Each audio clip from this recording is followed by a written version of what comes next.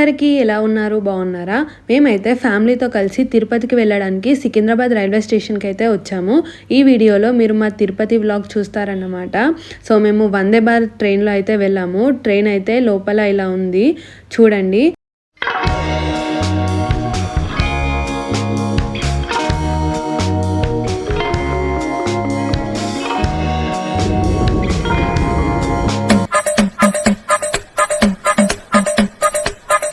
Breakfast అయితే వచ్చేసింది. ఇందులో వడ, పొంగల్, కేసరి, చట్నీ, సాంబార్తో పాటు ఒక కేక్ కూడా ఇచ్చారు. టేస్ట్ అయితే బాగానే ఉంది, పర్లేదు.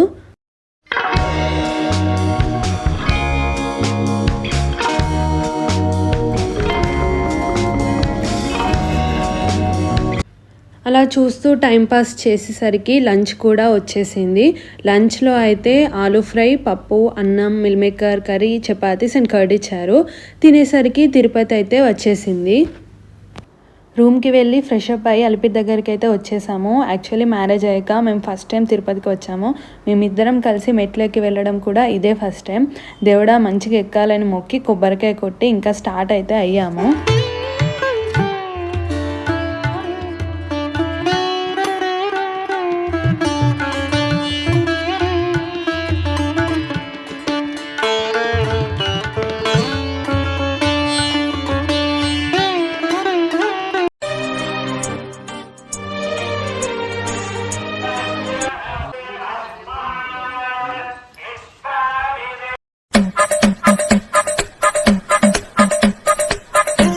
వెళ్ళేదారిలో మాకు ఈ జింకలు కనబడ్డాయి. ఎంత క్యూట్గా ఉన్నాయో అసలు.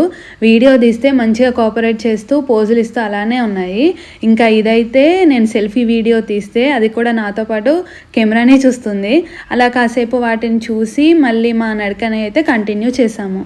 వామ్మో ఏమో అనుకున్నాను కానీ నాకైతే అసలు చుక్కలు కనబడ్డాయి. అస్సలు కాలేదు నాతోని. దేవుడా గోవింద గివ్ మీ ఎనర్జీ అని మొక్కుకుంటూ మెల్లమెల్లగా అయితే ఎక్కాను. నేను, ప్రణయ్ అండ్ మా మామయ్య ముగ్గురం కలిసి నడిచాము. మాకన్నా ఇంకా మా మామయ్యనే ఎనర్జెటిక్గా నడిచిండు. ఇంకా నా గురించి అయితే అసలు చెప్పనక్కర్లేదు. చాలా స్టాప్స్లో ఆగుతూ మెల్లగా నడిచాను. ప్రణయ్ సగం వరకు అయితే మంచిగానే నడిచిండు. ఇక తర్వాత వాడికి కూడా లెగ్ స్పిన్ స్టార్ట్ అయింది.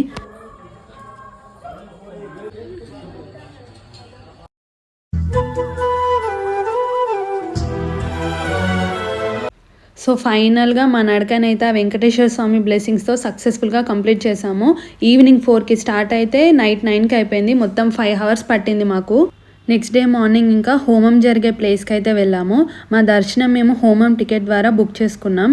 ఈ హోమం టికెట్తో మనం 300 రూపీస్ టికెట్ లైన్ ద్వారా దర్శనం తొందర చేసుకోవచ్చు. 3 to 4 hours మన దర్శనం అయితే అయిపోతుంది అన్నారు. అలిపిరి మెట్లు ఎక్కేటప్పుడు స్టార్టింగ్లోనే లెఫ్ట్లో ఈ సప్త గో ప్రదక్షిణ మందిరం అయితే ఉంటుంది. నార్మల్గా అయితే 300 రూపీస్ టికెట్స్ 3 months ముందు మనం బుక్ చేసుకోవాలి. బట్ మేము ఈ హోమం టికెట్ ద్వారా బుక్ చేసుకొని 10 daysలోనే దర్శనం చేసుకున్నాము. 9 to 11 వరకు హోమం జరుగుతుంది అని టికెట్లో అయితే మెన్షన్ చేశారు. బట్ మేము 8:30 వరకే వెళ్ళాము. ఫస్ట్ వెళ్తే మనకి ప్లేస్ ఫ్రంట్లో దొరుకుతుంది. సో హోమంని మంచిగా చూడొచ్చని. ఈ హోమం టికెట్ ఎలా బుక్ చేసుకోవాలి, ఎప్పుడు బుక్ చేసుకోవాలి, ఇది ఎలా జరుగుతుంది అని మొత్తం డీటెయిల్స్ ఒక ఫుల్ వీడియో చేసి పెడతాను చూడండి. ఇలా అందరూ వచ్చాక హోమంని అయితే స్టార్ట్ చేశారు. మనం చేసేటటువంటి ప్రతి ఒక్క పని అంతా కూడా సఫలీకృతమవుతుందని చెప్పి శాస్త్రం మనకి తెలియజేస్తున్నది. మాకైతే హోమం చాలా బాగా అనిపించింది. ఆ అయ్యగారు కూడా చక్కగా అన్నీ ఎక్స్ప్లెయిన్ చేస్తూ హోమంని చాలా మంచిగా జరిపించారు. హోమం అయిపోయాక ఇలా ఆ హోమం బొట్టు పెట్టి ప్రసాదం అండ్ పూలు అయితే ఇచ్చారు. తర్వాత ఆ టికెట్ మీద ఒక స్టాంప్ వేశారు. అది ఉంటేనే నెక్స్ట్ మనం తిరుమలకి వెళ్ళి 300 రూపీస్ టికెట్ లైన్ ద్వారా దర్శనం చేసుకోవచ్చు. ఆఫ్టర్నూన్ 3 వరకు అక్కడ లైన్లో ఉండాలి అని మెన్షన్ చేశారు.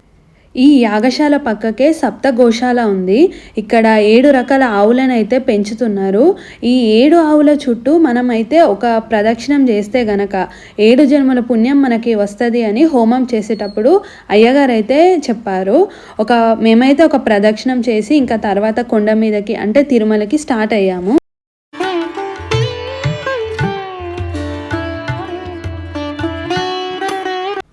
కొండ మీదకి ఎక్కేసరికి 1 అలా అయింది. వెంకటేశ్వర స్వామి దర్శనం కన్నా ముందు మనం వరాహస్వామి దర్శనం చేసుకోవాలి అంటారు కదా.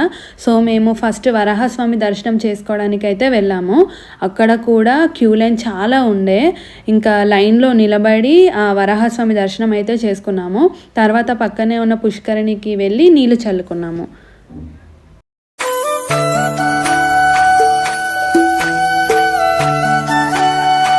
ఇంకా మాకు ఆకలి అవుతుంది అని వెంగమాంబ అన్నప్రసాదంకి వెళ్తే అక్కడ నేను ఇంతవరకు ఎప్పుడు చూడనంత రష్ అయితే మాకు కనబడింది.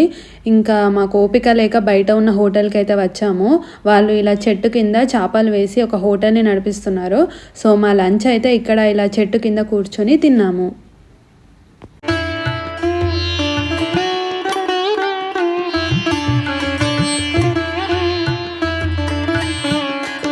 ఇంకా తర్వాత కొబ్బరికాయ కొట్టడానికి వెళ్ళి కొట్టేసి తర్వాత 300 రూపీస్ టికెట్ లైన్ దగ్గరికి అయితే వెళ్ళాము.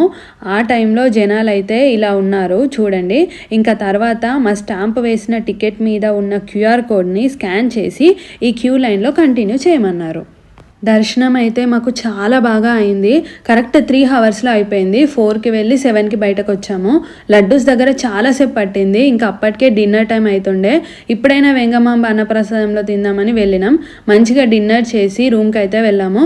నెక్స్ట్ వీడియోలో 1 డేలో కంచి అండ్ అరుణాచలం ఎలా కవర్ చేసామో ఏమేమి చూసానో చూపిస్తాను. Please subscribe to our channel. Bye.